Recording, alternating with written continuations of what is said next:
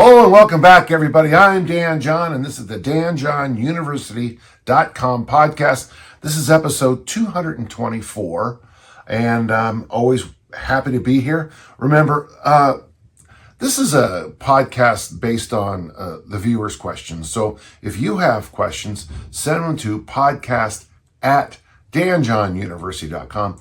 I do my best each and every week to answer them all. Sometimes there's a lot, and sometimes there's not very many. But I think this week, there's a couple questions I'm kind of looking forward to answering, and the first one is a good example. Nick asks, what are your strategies for staying focused and consistent with the things you do? Not just in terms of diet and exercise, though certainly in those areas, but in other pursuits, for example, all the writing and podcasts and everything else. Well, I mean, this is something I really spend a lot of my life working on. I wouldn't say I became a lunatic back in the 90s, but I was faced with this situation, Nick, where I had 2 full-time jobs, 2 kids at home, where, Kelly and Lindsay. I was alone a lot of the time because of Tiffany's work commitments. And so I was in this situation where I had to really figure out how to maintain, breakfast and dinner, because the girls ate school lunch. Chef Tom, thank you so much for all the work you did. So I had to make breakfast and dinner, and I wanted to make sure they were healthy and good. I had to shrink my shopping schedule. I couldn't be shopping every day for food or going, oh, what am I going to do now? So I really started to take organization very seriously. And if I was to summarize my entire method of organization, I would say it'd be early.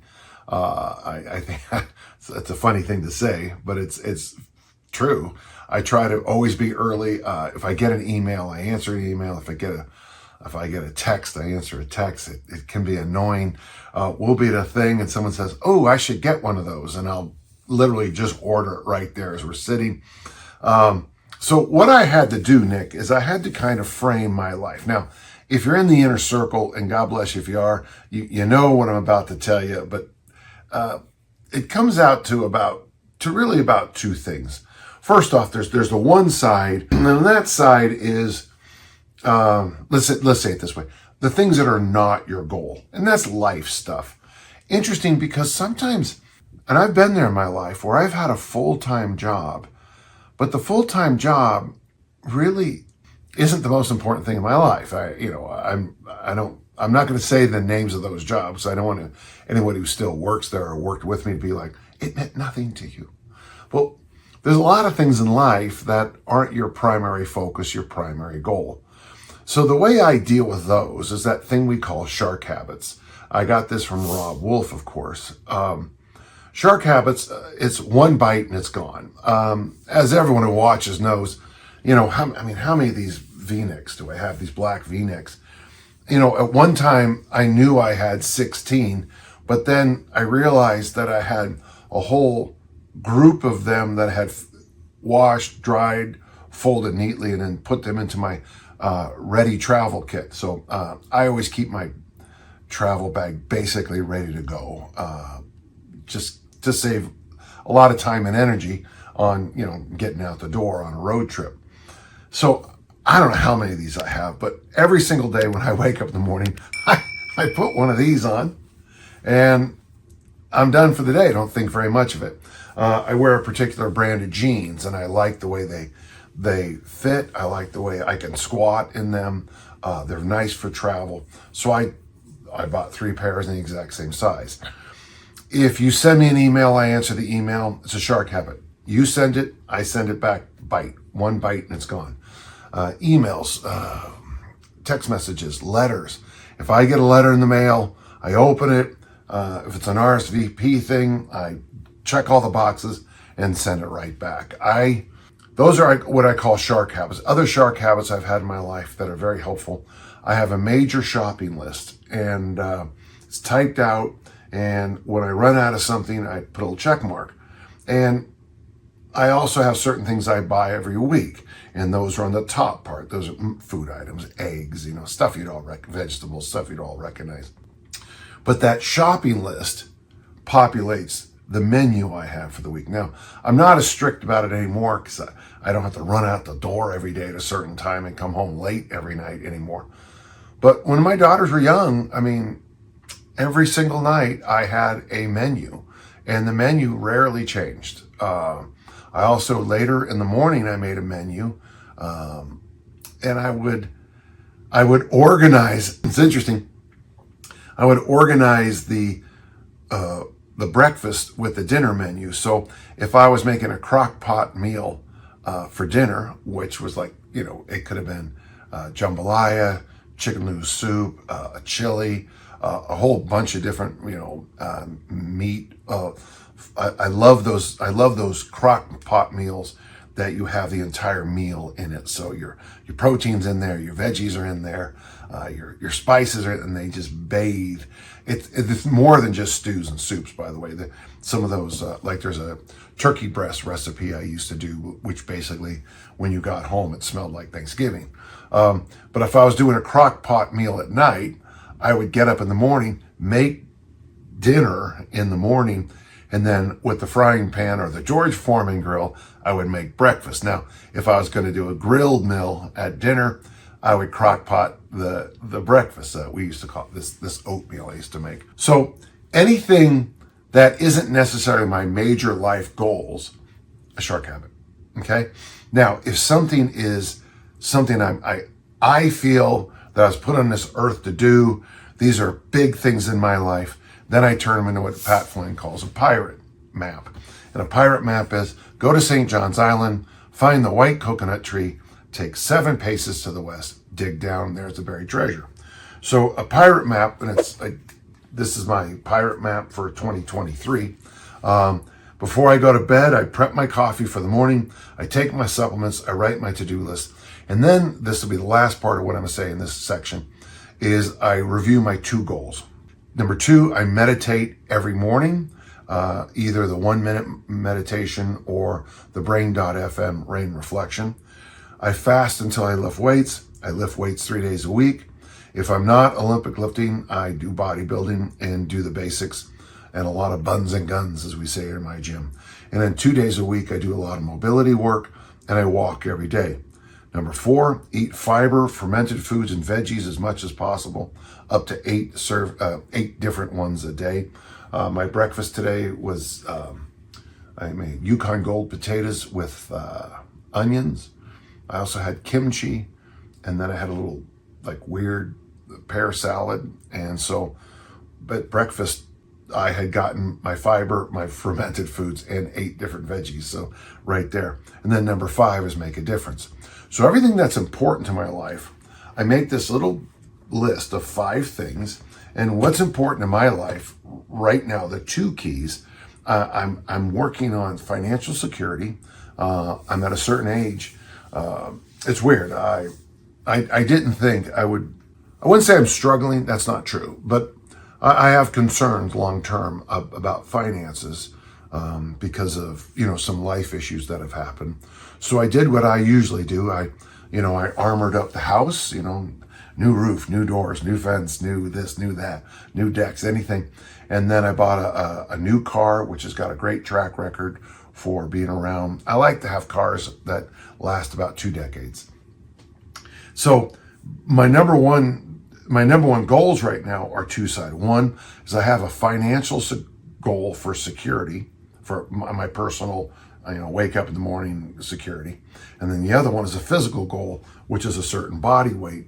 And it's weird because I've had, in the last 2 years, 2 months where I got both goals. So many of the months I'll get my financial goal. Most of the months my financial goal. But my physical goal, which is to get under a certain body weight, I tend to fluctuate a little bit. And a lot of it depends on my travel. All of it depends on my travel as I think about it. I'll get my body weight down to 99 kilos, 218 pounds for a weightlifting meet. And then I'll go on a trip and, eat way too much fast food or whatever stupid stuff you can put down, and my body weight will go back up. But one of my goals for the upcoming years is to, go probably about 10 for 12, 10 months out of the year, get both of those major goals. Once I get to around 10 months of a year on a specific kind of goal, like an income level or a body weight level that I want to be at, once most of the time I'm there, I do one of two things. Either I reconsider those goals. Oh, maybe I should make more money, though that's never really a good idea. It's probably better to put yourself between a window of income. If you have a career like mine, books, books, magazine articles, workshops, it is a little bit, there are a lot of highs and lows. It's like a roller coaster. But on the other one, like on the body weight, once I get where I want to be on body weight, then I'll look back, okay, I'm at this body weight, I look good, I feel good, I relatively look good, I feel good, I move well. Let's look at another goal in my favorite areas of physical. So on the physical side, when I get to a certain goal, I might do like I did a few years ago and sign up for Fit Ranks and get certified in Fit Ranks. That was kind of a goal I made when I first got involved with the RKC, with the kettlebell community. Let's get in shape for this. Let's see what I can learn from it, but let's pass it and let's see what you can think about it. So to generally summarize how I stay things consistent, the first thing, I don't like a lot of mess in my head. So if I have to take care of something, I just take care of it and I stop thinking about it. If I wake up in the morning and I see that I have to set an appointment with something, I set the appointment. I don't let it fester on my chest. I don't, if an event's coming up, I don't let it sit in my head. I check the box, I buy the flight, I get the hotel, and I just take care of business. With the other side of things, the things that are important to me, the things I want to grow on, I do two steps then. The first is I set up a daily to-do list, the pirate map. Every day for the rest of my life, I want to make coffee before I go to bed. I want to meditate. I want to eat vegetables. I want to lift weights. I want to be kind, okay? Okay, great. I can't not see myself. Okay, 3 years from now, I'm not going to be kind anymore, okay? I struggle with that.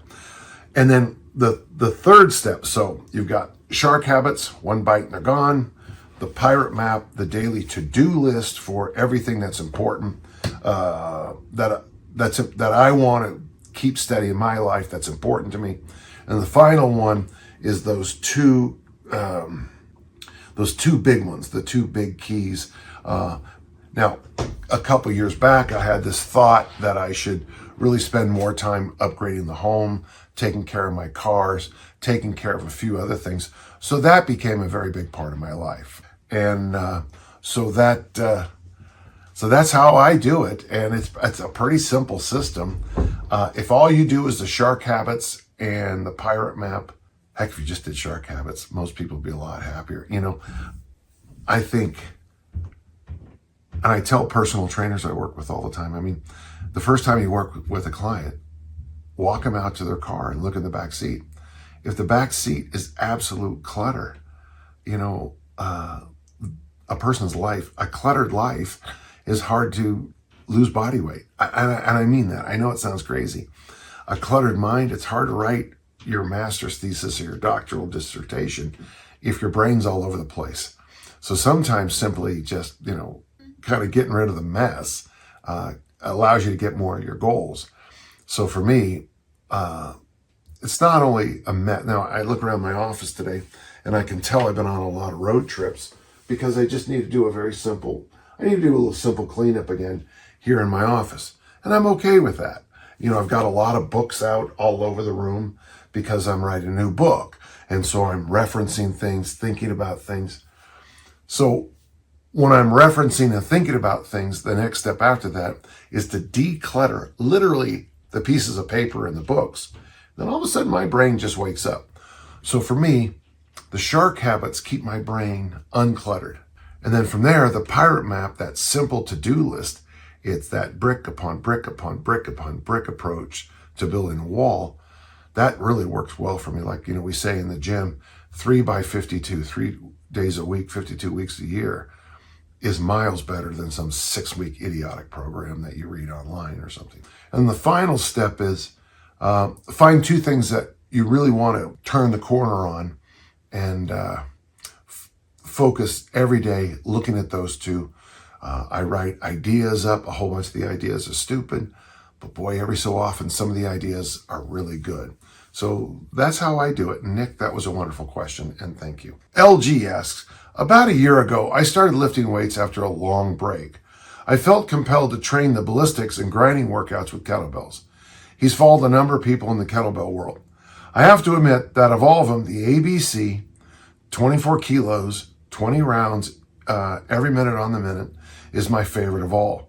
However, after listening to one of your podcasts where you mentioned 40-year-old plus people may benefit from more bodybuilding type workouts, I have started to favor workouts with more time and attention, as well as the eccentric phases of workouts. So LG, that's why I usually recommend the armor building complex twice on week 1, once on week 2, twice on week 3, once on week 4. And someone in your case who's over 40, I would recommend those other days of the week you work out to be, just be good old fashioned bodybuilding. You can do the Reg Park idea, his beginning program where you did bench, squat, and deadlift, 5 sets of 5 each. That's a tough workout. But yeah, you don't overthink this, okay? I hope I didn't make it more complex for you. The problem is the time commitment. I wish I had the luxury of spending 2+ hours in the gym. He started reading about people who do one set to failure. Could someone like me benefit from training like this? I read about your transformation program and felt that this was a good one to try, but I'm a little hesitant to try given my history. Any advice? Okay, so this is why, and I got to tell you, LG, it seems to me like you're doing a lot of good things. But one of the things you're doing is you're reading this author here, you're reading that author there, you're reading this author who completely disagrees with that author, and you're reading that author over there who doesn't agree with anything anyone ever said, and then you ask me the question, and I'm honored to do it. Let me just tell you, LG, if I could wave a magic wand and get anybody over 40 to do a workout, it would be the following. What I want you to do is go to danjohnuniversity.com and sign up and get yourself on the workout generator. Now I'm going to give you a little asterisk, okay? And nobody else listen to what I'm about to tell LG. So I want you to do the workout generator and just plug in 3 days a week or whatever you think. Let's just say 3 days a week for this example, and do what it says to do in the workout generator. Now, the nice thing is, because I'm asking also to do the armor building complex, you can really just take the easiest option on squats and presses, because you're going to get, depends. Well, you could do a lot more horizontal presses.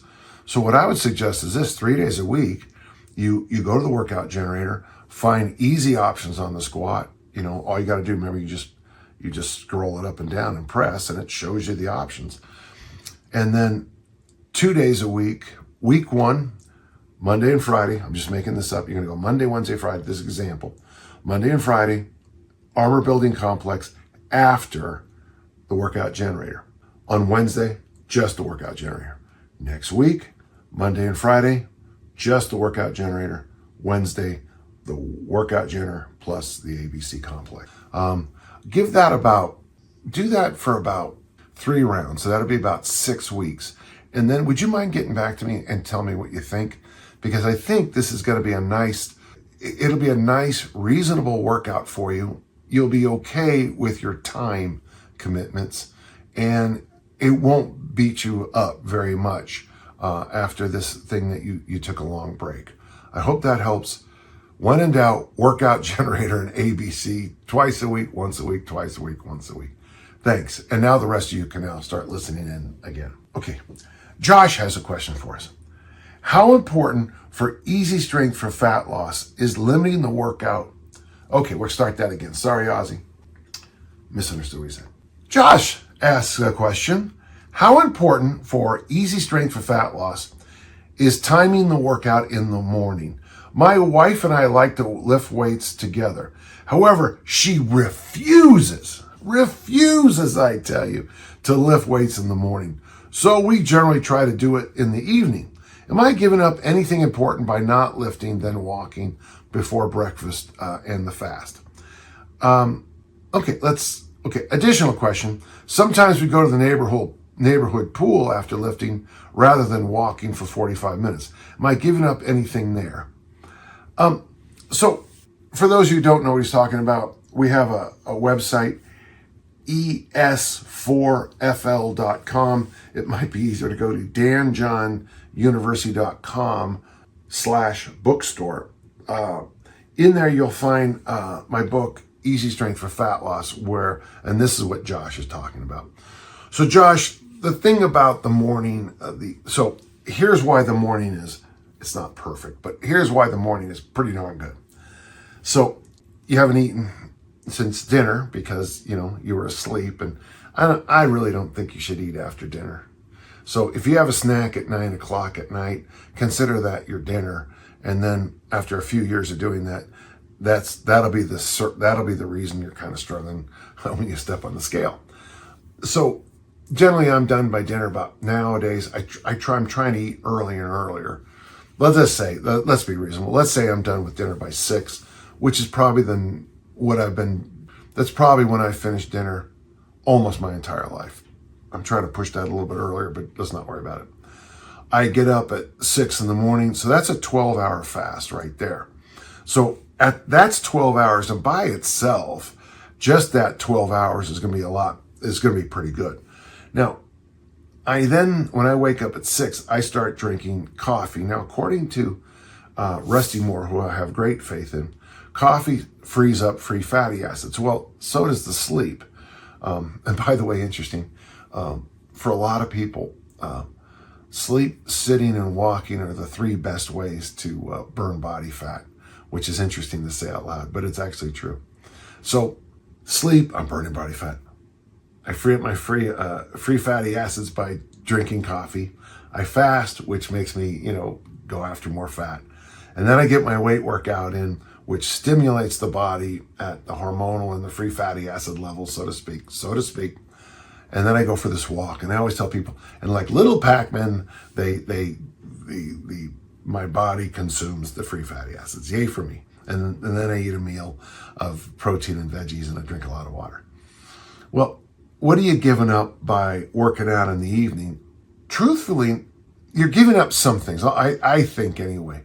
I would like to still see you have a fast. I think fasting's important for 1,000 reasons, but if you can, there's 2 options I think you do. One, drink coffee in the morning when you wake up and go for a walk. If you have dogs, they'll love it. And you can get your walk in then, and ideally in the evening, get that walk after the weight workout, and that's win-win. Now, when I need to lose weight for a weightlifting meet, I don't really do much, except the one small thing I add is I add an additional walk in the evening. Now, I should walk twice a day, and I don't know why I don't. I walk after I train, and I don't know why I don't walk after dinner every night, because the dogs love it. They love it, but I'm what's the word we're looking for? Lazy. So, but I do think if you can get that double walk in every day, I don't think you lose any benefits at all. In fact, I think you gain some. When I did the velocity diet, I think the most beneficial thing I did is I rolled out of bed and I went for a walk every morning. It was weird because in the beginning, 20 minutes felt like forever.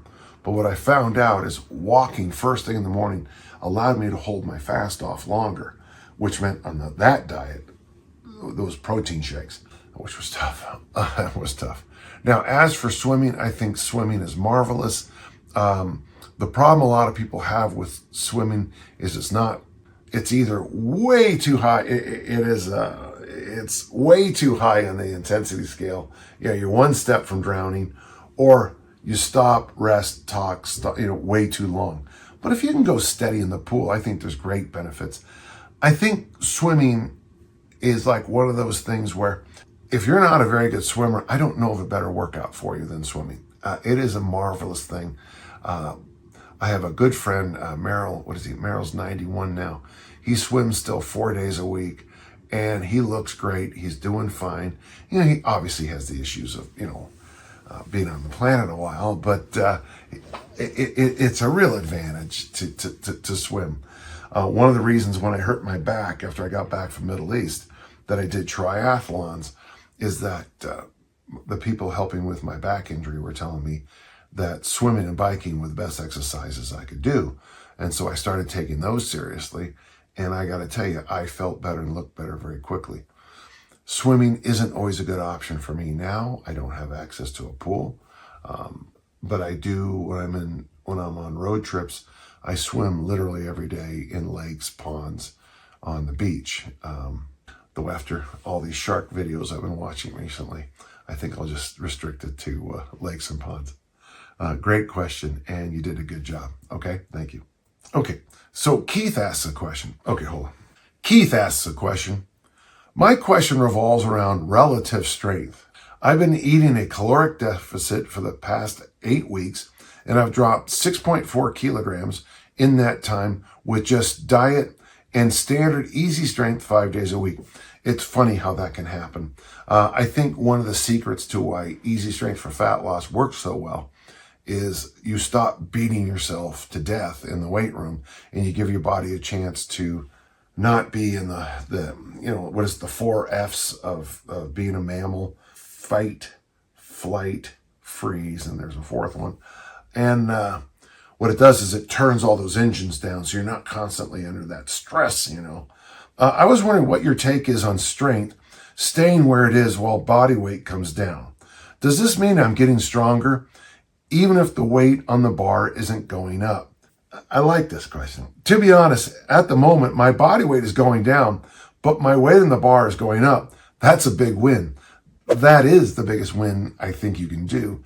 And if you read people who are good in the field of bodybuilding, you'll find that very often, especially those who recommend fasting a lot, is they're very much into getting the load on the bar, the load and the reps. So the load higher and the reps higher on the bar as a real focus. Don't go for the burn. Don't go for it's all you, bro. You want to get more weight and more reps. The most famous for that would be Tom Platz. But I think everybody who's, not a heavy drug user who's into body composition, that's the argument that they say now. More weight with more reps with more weight. I know there comes a time when the weight on the bar stops moving, but if it stays where it is and I get leaner, lighter over time, do I consider myself having gotten stronger in that time too? So, okay, it's going to sound, I know a lot of you might be saying, it's a strange question, but I think he's right. So one of the things we do in weightlifting competitions, powerlifting and Olympic lifting, is a lot of us look at who's competing in the event and say, well, I can't beat that person, so I'm going to go to a lighter weight class. I'm one of those rare people who actually, I never lost very much dropping weight because I use the old method where you try to lose as much weight as you can as late as you can. So I'm not recommending it. It's probably not healthy. It's probably not healthy at all. But it's the old Bill March method where, you lose as much weight as you can the day before. So famously at one of the national meets, I lost tons of weight. I mean, I'll just tell you, 22 pounds, 10 kilos in just a few days out. It was, it was spitting, it was sweating, it was sauna, it was all those things you're not supposed to do. Stepped on the scale, made weight, 110 kilos, and then walked about 10 feet. I drank so much water and so much, at the time we only had really juices. I drank juices, and I swear I put the 22 pounds on right back, right then. But listen, if you snatch, 140 kilos at 105, I think you're stronger than somebody who snatches 140 kilos at 110. So yes, I think that's true. I think you are stronger. And that is just one of those classic ways. And that's why we had, I don't know where I have it. I honestly don't. But I have Dick Knottmeyer's Pacifica Barbell Club gym records. And I have a whole bunch of them in these weird spots. And it's interesting because when they changed classes, so It used to be you went from 198 to 242, and then in 76, they brought the 100 kilo 220 class in. So obviously I have a lot of those. But it was interesting to look because a lot of people actually lifted more weights when they were in these lighter classes. Why would they do that? Well, you know, you would be up body weight at the regional meets, the state meet, but at the nationals to place, you might drop a whole class. So yes, you're technically stronger. And of course, if you lift more weights at a lighter weight, that is true and amazing progress. As you know, I like certain lines in the sand. Like I taught at the RKC2 last week, and I like the idea that all the men, the original plan, all the men had to be able to press the beast, the 48 kilo bell, and do this Secret Service test. That would be the 10 minutes of snatching the 24 kilo bell 200 times in a half an hour period. So, and I would suggest pressing the beast first and then doing the snatch test. But I like lines in the sand sometimes for measuring how strong you are. Like I like to say double body weight deadlifter, because that's Percy Sarity's standard. Just throw out that number. But I also like it when, like what you're doing, you have a standard you set for yourself, and I'm going to stay at that weight even though my body weight is descending. I also think it's the healthiest way to go, and for body composition, I think it's the best way to go. Thank you. Bryson asked a question. It's kind of funny. I noticed that in the perfect workout, you use the glute thrust machine. Does kettlebell swings and banded walks not emphasize the glutes enough? How important is it to get one of those hip thrust machines? And is there any substitutes? Well, you know what? I feel like you should sing a song. I like glutes, glutes like me. Okay, we'll stop right there. Do you need a hip thrust machine? Are kettlebell swings good enough? I get these questions all the time. And here's why I like the hip thrust machine is, and this is going to sound kind of weird, it's almost, and I said almost, idiot proof, especially the way we do it at my gym, where you have you're holding the band down so your abs are working isometrically. You have the glute loop on your just above your knees, so you're pushing your knees out against it. And then we use bands because that way I can assure when you pause at the top, it's just not a lockout. I know you're getting pulled down the whole time. So if you do it the way I do it, I think the hip thrust machine is the best glute exercise there is. And I don't think I'd have believed that any other time in my career until now. Kettlebell swings are great glute exercises. You know what? I think hill sprints are great hill exercises. Certain kinds of front squats, overhead squats, and back squats are great glute exercises, especially if you're kind of born. Some people get a lot of glute work out of squats. Some people don't. It's kind of sometimes the way everything's shaped. But you'll notice something, Bryson, that, and I hate this phrase because people get on me online that I never answer questions. But it does depend. It depends. If your kettlebell swing is crap, I mean, you don't have a good swing, there's not enough intensity, you don't really throw the bell forward, it's sloppy like you see, I see these crap kettlebell swings where it's just, yeah, you're getting work in, but it's not good work. It's not going to carry over into a sport, I can tell you that. So kettlebell swings done correctly are really a good glute exercise for almost every person I've ever worked with. And the nice thing about kettlebell swings for glute work is you don't really feel it as much because there's so much else going on, but you might be able to see it in a few weeks. Why I include that in the perfect workout, what I'm trying to do is this. In Chinese medicine, the shoulders and the hips are called the four knots. You want them to be like a shoelace. You want it tight enough to stay on, loose enough that you can untie it. That's a shoelace, right? So I want your shoulders and hips as strong as you possibly can, but I also want them as loose as you can. So you'll notice that the exercises, the half kneeling press opens up the hip flexors, the psoas muscle. The hang is, I call it poor man's chiropractor. It really loosens the shoulders up, and the Kauai study proved that to be true. The hip thrust is a great glute exercise So that's going to straighten me up in my chair. And at the top, there's the opposite kind of stretch on the psoas muscle. This kind of stretch versus that kind of stretch on the hip thrust. For those of you listening, I apologize for what you just didn't see.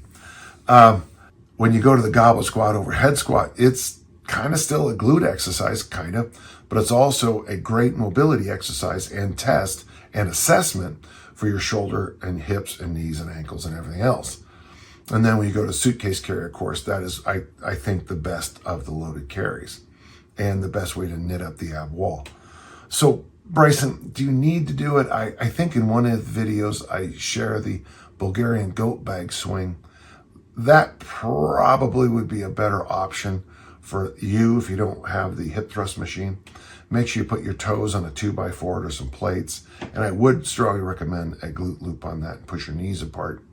That might be just perfect for you. But if you have the budget, get that hip thrust machine. If you don't, the Bulgarian goat bag swing. I made up that name, and I'm very proud of it. People keep stealing my names and then never giving credit. There are now people who have invented the armor building complex on Instagram, which just cracks me up. So that's why I have such stupid names. Great question, and I really, really appreciate it. Okay, we got a question from Gary. I know that Easy Strength is a do this program. I also know that you usually do not care for changing programs as they are designed, but welcome to my podcast. Everyone always has the but. We just had a glute question too. Funny. What are your thoughts on modifying Easy Strength for an over 65 athlete in the following way? Easy Strength is written 5 days a week, Monday and Fridays for presses, used a 2-3-5-10 protocol for hypertrophy. Any thoughts or suggestions to add hypertrophy? Well, so one of the things I don't think I do a good job on, and I guess I should blame myself, but why? So Easy Strength is this program designed to get you as strong as we can, as easily as we can. You put the words together and you get Easy Strength. But the idea on Easy Strength is that your strength workout in your training program is tight. So if you're doing my favorite variation, so let's say 3 to 5 days a week, 3 sets of 3 in the military press, the loaded pull-up or pull-up if you can only do 3, a deadlift variation, the ab wheel, and the suitcase carry. Okay, there. That's as simple as I can make it. 3 sets of 3. We'll go 3 days a week. And the ab wheel and the suitcase carry are just to knit things then. So that workout probably would take me about 15 minutes, especially if I had all the equipment set up. So in my gym, I would leave on the bar. If I'm doing incline presses, whatever I did in my last set, I just leave it on there. So I come in the next workout and you got 185 just sitting there. You do your set of 5. Oh, that was really easy. You know, maybe I'd add weight or maybe add weight the next time. Doesn't matter. But if I do add weight, 205, it stays on there. The pull-up it's the pull-up rack, and maybe I have the kettlebell already there, and the thick bar deadlift is sitting there with the 265 pounds I used last time. So that speeds up my workouts a lot. So 3 days a week, you have 5 days a week. You do the 3 sets of 3, the press, the pull-up, the deadlift variation, the ab wheel, and then the suitcase carry. Okay. What you can do, but before those last 2, is you can go ahead and get some hypertrophy work and focus on hypertrophy, on muscle building. So I don't know if I want you to do that 5 days a week. In fact, I know you don't. But maybe, like you say here, I like this, Gary. The idea of 2 days a week is pretty good. So 2 days a week, maybe after your set of Easy Strength, I would do the opposite of these. I would do maybe 3 sets of 8 in a horizontal push variation, dumbbells, barbells, inclines, declines, you know, whatever you want to do. 3 sets of 8, 3 sets of 10, or 3 sets of 12. If you use the workout generator over at Dan John University, that's the program it'll give you. Since you're doing pull-ups, maybe a horizontal pull variation. Now, there's not many. You've got rows and you've got some of the suspension trainer things. By the way, I would say for you, maybe suspension trainers, the T's, the Y's, the I's, the single arm row, and then 3 sets of 8 in a squat variation, goblet, front, back, overhead. That's not bad. And the nice thing is just keep in mind, all you, my gentle listeners, is that easy strength, the idea of it is to you want to be, as an athlete and as a human person, as strong as you can be. So do a program like Easy Strength to get your strength up. And then after that, go attack all those other things. For me, my goals right now are to get my body weight below a certain number and maintain it. And as I said earlier, about 10 out of the 12 months a year. Weight fluctuates, and I'm not gonna. You can only fight that so much. Well, so for me, the best way for me to bring my body fat levels down is to do Easy Strength followed by a walk. And the walk I do now is I have this very small 10-pound vest I wear, and then I have these little. I don't look very. You won't be frightened of me. I think my vest is pink, and I got these baby blue soft weights that weigh 2 pounds in my hands. So it's 10 here, such a small vest. But what I strive to do is I try to get my heart rate where I need to be for fat burning and keep it there. I don't want it to go too high. I don't want to become a sugar burner, as some people call it. I like that very much. Nor do I want to just be, there's nothing wrong sauntering or ambling or strolling. There's nothing wrong with it. But I want to make sure I'm in that fat burning zone, which is shockingly easy at my age. So those would be the advice I would give you. So if you want to lose fat, you go for the walk, you go for the swim, you go for the bike, you go for the run, cross country ski, whatever you want to do. If you want hypertrophy, do Easy Strength and get those reps in that are appropriate. And you probably only need 2 days a week, okay? If you're a master's discus thrower, do Easy Strength and then go out and throw the discus. Unlike what most of my friends who are master's throwers, they spend 7 hours a day in the weight room and 1 hour a month throwing the discus, and they wonder why they don't improve. A little sarcasm to finish the day. Holy cow, we are finished this week, folks. Well, that's great. Remember, if you have questions, send them to the podcast with this address, podcast@danjohnuniversity.com. This was episode 224. It's great to still be doing this. And the reason we do this is because of the excellent questions from our audience. So I really appreciate it. Today's questions were wonderful. I feel I got smarter.